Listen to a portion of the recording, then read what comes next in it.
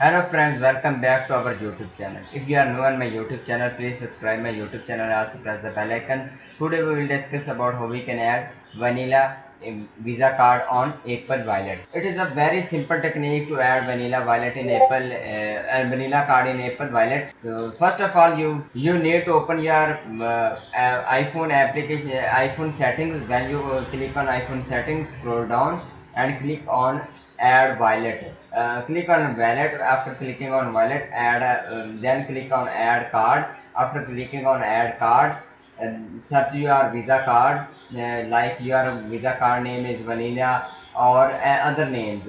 You just search vanilla. When you search on vanilla, then click on vanilla card, put your vanilla card details. Simple. After putting your details, it will be add on Apple Wallet. You can also use it for transaction like buying applications, buying products, etc. This is a simple tutorial how we can add vanilla Visa card in Apple Wallets. If you like the video, please subscribe my channel and also press the bell icons. Thanks for watching.